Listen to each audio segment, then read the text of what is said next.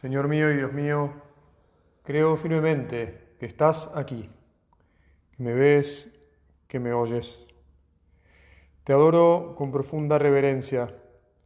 Te pido perdón de mis pecados y gracia para hacer con fruto este rato de oración. Madre mía Inmaculada, San José, mi Padre y Señor, Ángel de mi guarda, intercedan por mí. Nos toca hablar, meditar ahora un tema eh, del que muchos piensan que no se puede hablar. De hecho, recuerdo el año que me ordené, cuando me estaba preparando justamente para la ordenación, fuimos a Pamplona, los que nos íbamos a ordenar, ahí tuvimos una convivencia de últimos estudios que duró 2 meses, y invitaron a un profesor de la Universidad de Navarra que daba antropología, y era un hombre que procuraba hacer las clases de un modo pedagógico, haciendo preguntas. Nos contó que había estado ese año en una clase procurando que los alumnos dijeran la palabra pecado, y no lo había conseguido durante 45 minutos de clase, le quedaban 5. Dijo, bueno, la voy a decir yo porque no lo he conseguido. O sea, ¿qué sería algo que está mal, algo que no hay que hacer, algo que no corresponde? Nada, no había conseguido. Ojo, hace 20 años, no estoy hablando de ayer, hace más de 20 años. Entonces, finalmente dijo, bueno, ¿ustedes nunca oyeron hablar del pecado? Dijo así el profesor. Y se produjo un gran silencio, hasta que una chica empezó a sollozar. Él se acercó para ver qué estaba pasando, y la chica dijo, medio entre lágrimas y rompiendo en llanto, pero eso no se puede decir. Claro, la palabra, si ya no podemos decir pecado, el demonio, digamos así, que ha conseguido un gran triunfo, ¿verdad?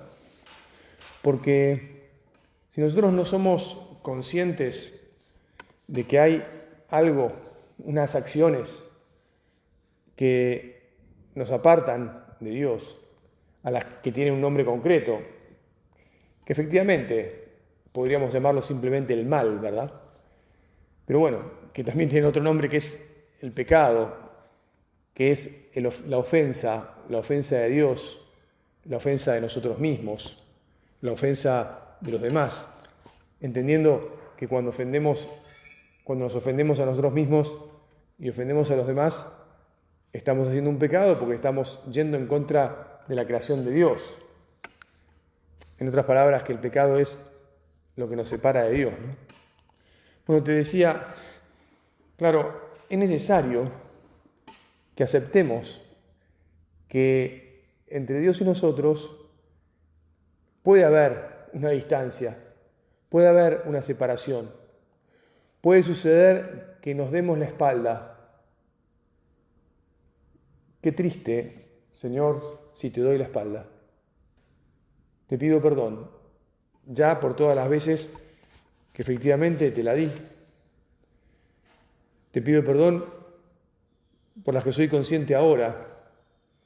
Y te digo que no querría, por ningún motivo, volver a darte la espalda. No sé si conoces esa oración. Esta se la enseñó la madre de San José María, pero pienso que es bastante habitual o conocida. Tuyo soy, para ti nací, ¿qué quieres, Señor, de mí?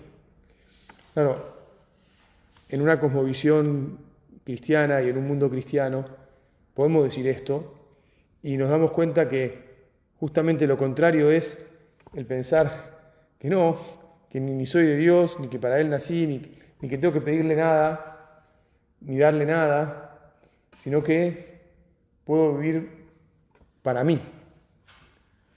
Justo todo lo contrario, ¿verdad? ¿Por qué es que hay pecado? ¿Por qué es que hay pecado? porque al final el pecado es lo que termina arruinando todo. ¿Por qué, Señor, nos hiciste capaces de pecar? ¿Qué es lo que pasa?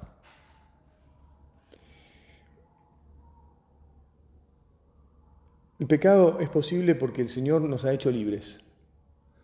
Es decir, porque Dios, en ese designio amoroso del que hablábamos hoy a la mañana, nos creó a su imagen y semejanza y por lo tanto nos creó libres. Dios no necesitaba la creación. Fue un acto libérrimo de Dios el querer compartir con otros seres su felicidad y, como decíamos, habernos puesto en un universo tan maravilloso que lo creó para nosotros. Pero no solo eso, sino que además dijo, voy a crear unos seres de tal manera que ellos puedan amarme libremente. En otras palabras, que puedan decidir no amarme, porque la libertad en el fondo está en la posibilidad de negar lo que uno quiere hacer. De negar más que lo que uno quiere hacer, aquello para lo que uno fue hecho y que debería querer hacer para alcanzar su fin. Señor, para ser felices, porque fuimos hechos para ser felices. Es terrible el riesgo que ha corrido Dios con nosotros, porque efectivamente nosotros podemos, visto desde fuera, podemos hacer fracasar a Dios. Dios es tal que puede permitirnos, puede permitirnos hacerlo fracasar. ¿Verdad que es algo que nos rompe la cabeza? Que no se entiende. Que unas criaturas que dependen en todo de Dios tengan libertad para decir sí, te amo, sí, gracias, sí, estoy con vos, o puedan decir no. La verdad es que, Padre, ¿y por qué habrían de decir no? ¿Por qué es que los hombres dijimos no? Porque lo que está claro es que hemos dicho que no, ¿verdad? Si no hubiéramos dicho que no, no habría oposición a Dios, no habría eso que llamamos mal, eso que acabamos de decir que es el pecado, eso que de alguna manera entorpece o tergiversa los planes divinos, aunque no los destruye, porque no podemos desaparecer y hasta aquellos que se oponen a Dios siguen existiendo de una manera triste, pero que manifiesta la grandeza divina. Porque Él podría, a todos aquellos que se le oponen, podría hacerlos desaparecer, así como los hizo aparecer, podría decir, bueno, listo, y ahora todos mis enemigos, chao, todos los que no me han reconocido, los hago desaparecer. Pero no, Dios respeta su designio y bueno, de un modo misterioso que ahora no comprendemos, mantiene a todos en el ser. ¿Te acordás que en el relato del Génesis, los primeros capítulos, toda la Sagrada Escritura, toda la revelación divina es fundamental, ¿no? Pero bueno, los primeros capítulos del Génesis, donde se nos transmite el origen, el fin, el origen del mal, son especialmente importantes para comprender lo esencial de nuestra vida, de nuestra existencia. Entonces allí, cuando se relata el pecado original, los elementos esenciales de ese relato, que como sabes son un relato de verdades religiosas, lo que nos da a comprender nuestra existencia, lo que se nos dice es que Dios nos creó a su imagen, según su semejanza, que nos puso al mando de todas las cosas creadas, nos regaló todo lo creado y nos dijo que lo custodiemos y que lo administremos. Y después aparece la serpiente que es un ser misterioso, es un ser que ya está en oposición con Dios, La tradición judeocristiana entiende que son los ángeles caídos, es decir, unos seres espirituales que aparecen en otras páginas de la revelación, que habiendo sido también creados por Dios, pero sin cuerpo, algunos de ellos se han opuesto a Dios mismo. Y entonces, personificados en ese animal que se arrastra, que es la serpiente, como son enemigos, desde que se opusieron a Dios, son enemigos de Él, también quieren que los reyes de la creación, que somos los hombres, que compartimos el espíritu con Dios y con los ángeles, y compartimos con toda la creación el cuerpo, Dios nos ha hecho así. Entonces quieren que el hombre se dé vuelta, quieren que el hombre se oponga a Dios. Y por eso le dicen, la tentación que le presentan a Adán y a Eva es, ustedes van a ser como dioses, no van a morir. Lo que Dios les dijo es una mentira, la mentira es la que está diciendo Él, pero lo trata a Dios de mentiroso. No van a morir, van a ser como Dios. Van a ser conocedores del bien y del mal. Ustedes van a ser los que tengan todo el poder, porque van a decidir lo que está bien y lo que está mal, lo que se puede y lo que no se puede. Bueno, ya sabés que frente a esa tentación, Eva siguió dialogando, empezó a considerar, está bueno esto, ¿no?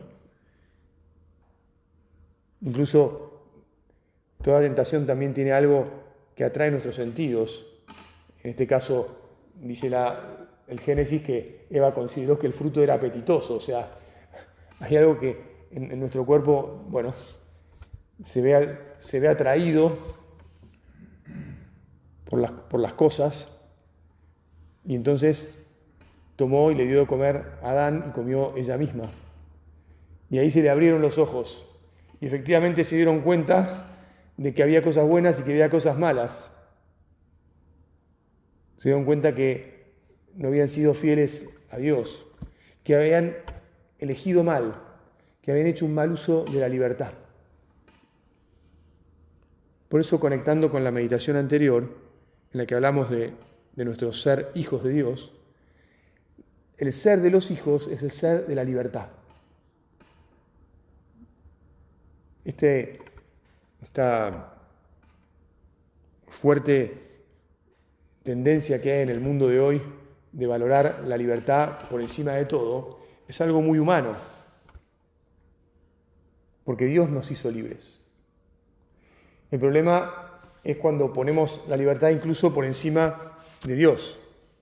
Es decir, cuando nosotros nos creemos Dios capaces de manejar la libertad como si fuéramos Él.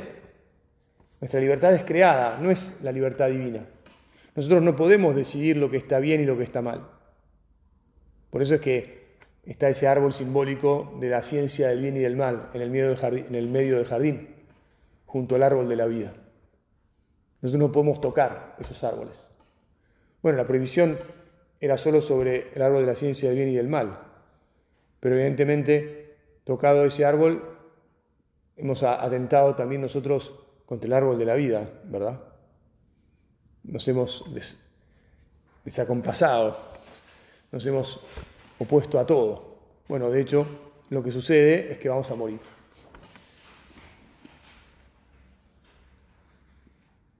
No vamos a morir, porque no vamos a dejar de existir.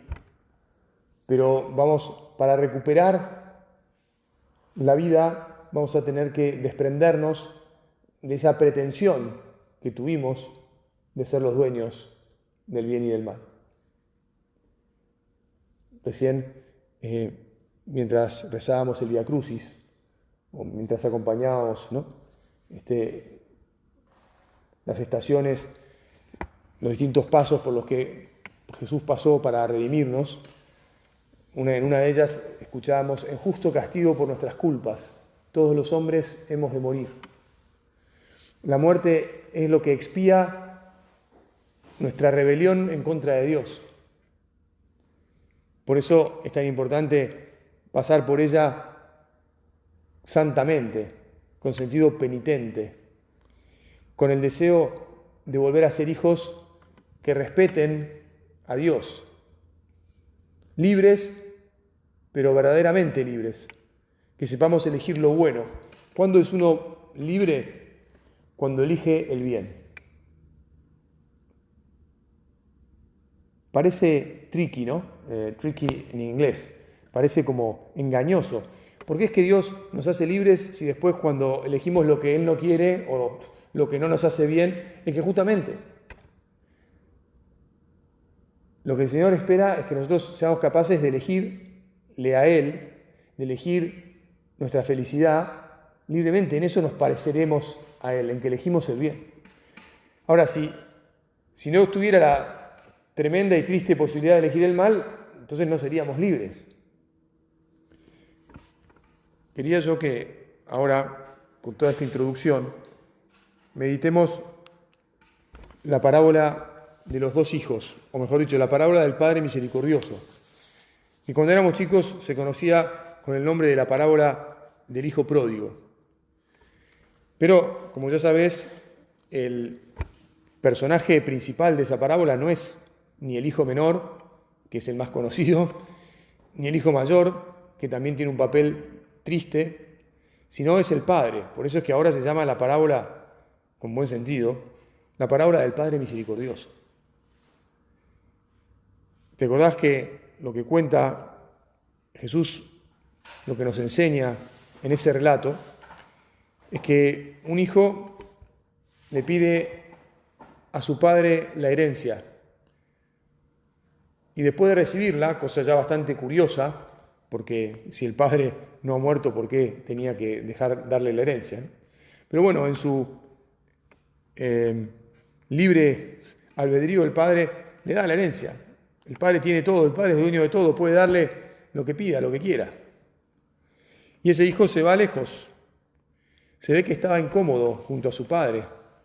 Se ve que se había dado manija, había escuchado, vaya a saber qué voces en su interior o a qué amigos que estaban por ahí, de cosas que pasaban en otros lados, que tal vez le resultaban interesantes, apetitosas.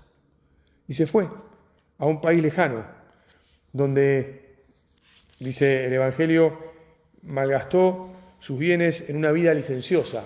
Hay otras traducciones que dicen que los malgastó con mujeres, o bueno, da igual, ¿no?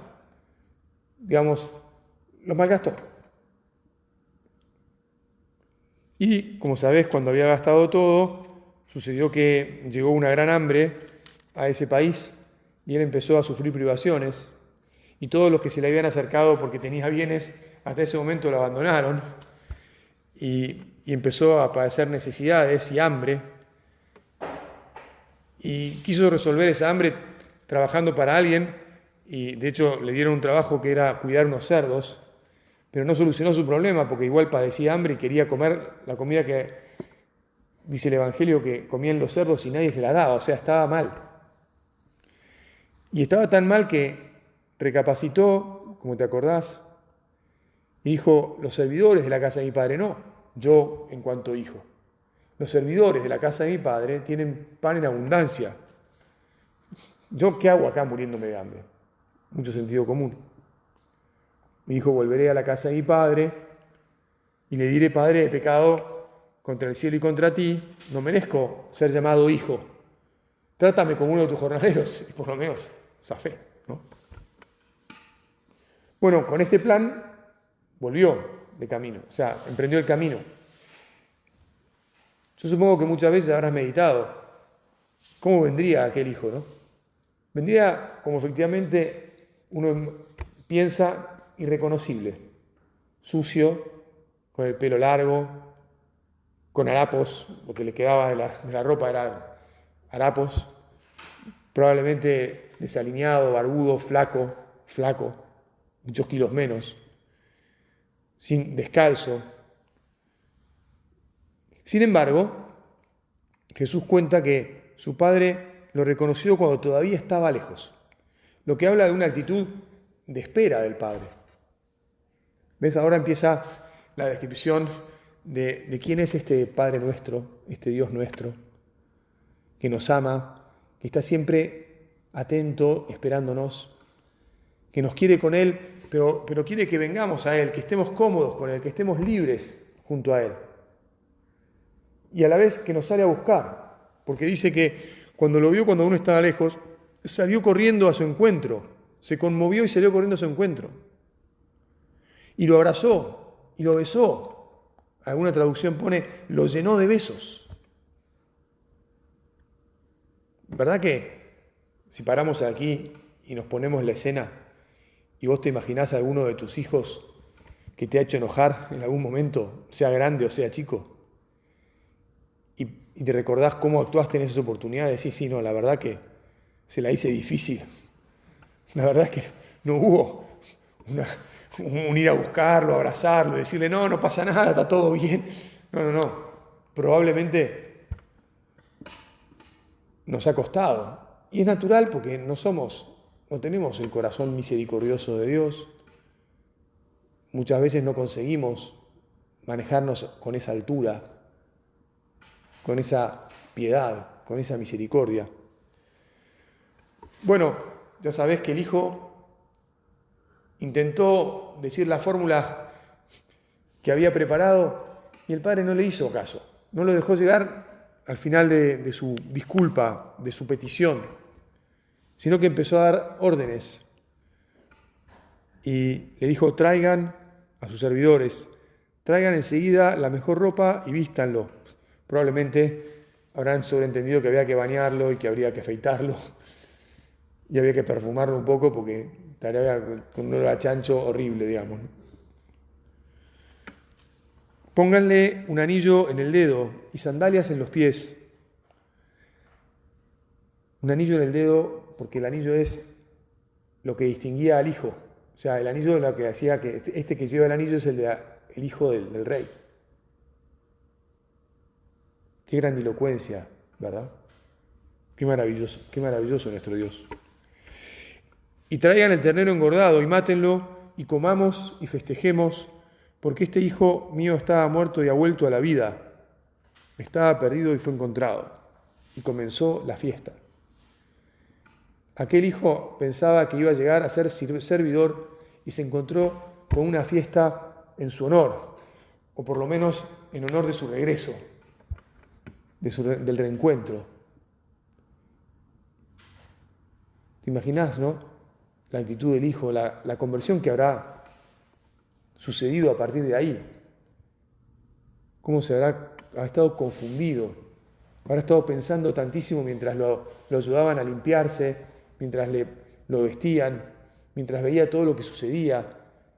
Cómo miraría a su padre. Capaz que al principio bajaría la vista hasta que después se dio cuenta que su padre lo estaba mirando siempre con cariño, con una sonrisa sincera, que venía cada tanto a ver cómo estaba y que le daba otro abrazo más porque podemos imaginarlo así, ¿no? Porque no se creía casi que estaba de vuelta ahí, que lo había recuperado. Hasta que lo convencía de tantas manifestaciones de afecto que sí, que estaba feliz, que todo eso era por él, por ese reencuentro maravilloso, que no se debería haber ido nunca. ¿Qué era lo que le faltaba? ¿Qué era lo que había ido a buscar a otro lado? ¿Cuál era el problema?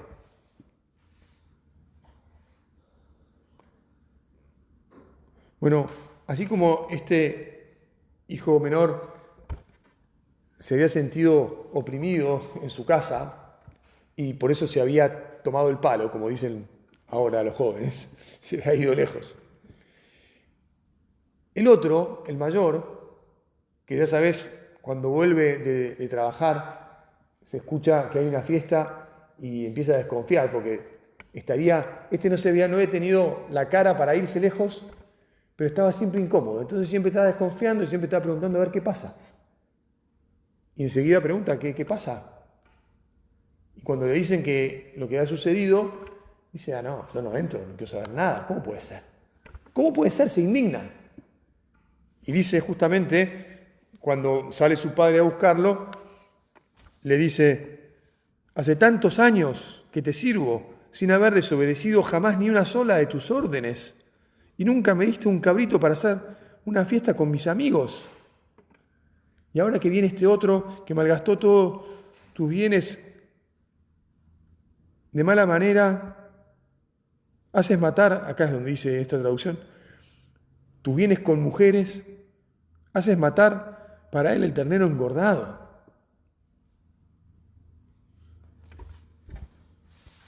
¿Ves que aquel hombre tampoco era libre? No se había ido porque no habrá tenido personalidad, no habrá tenido fortaleza, no había sido capaz, pero no era libre, no era hijo libre, estaba ahí obligado. El padre le dijo: hijo mío, tú estás siempre conmigo y todo lo mío es tuyo. Escuchá en tu corazón esto que ahora nos dice Dios, que nos recuerda Dios en este momento mientras rezamos. Todo lo mío, nos dice, es tuyo, es decir, es nuestro. Es tuyo y es mío. Es de todos los hombres, todos los que procuramos reconocerlo, todo lo que le decimos: Señor, yo también soy tuyo. Y estoy feliz de estar a tus pies, estoy feliz de haber venido a este retiro. Te agradezco infinitamente la vida que me has dado. Te agradezco todos los dones que has compartido conmigo. Estos dones que no son, ¿cómo decirte, no?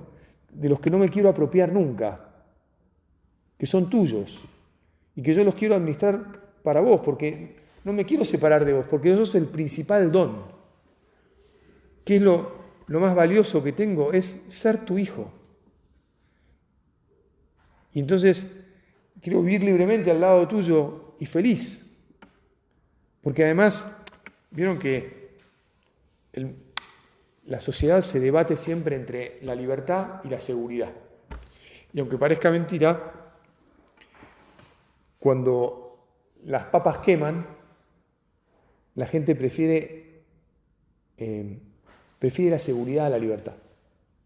Todos los santos días estamos gritando libertad, libertad, libertad, como cantamos nosotros en el himno nacional, y la gente canta, y el mayo del 68 francés, y la revolución, todas las revoluciones alrededor de esos años en Europa, y todo lo que vivimos desde entonces, porque desde entonces todo ha seguido ahondando en esa ruta de un hombre que dice que prefiere ser libre, pero te insisto, después, cuando las cosas se pone difícil, se aferra siempre a las seguridades. Y por eso es que una y otra vez volvemos a los dictadores, ¿verdad?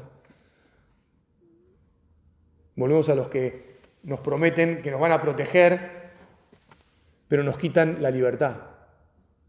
Y nuestro Dios, nuestro Padre Dios, nos dice: ustedes son hijos. Y yo los voy a proteger y ustedes van a seguir siendo libres. Siempre van a seguir siendo mis hijos. Ustedes van a seguir teniendo el poder de cuidar y de administrar todo lo que yo he puesto en sus manos. He puesto en sus manos.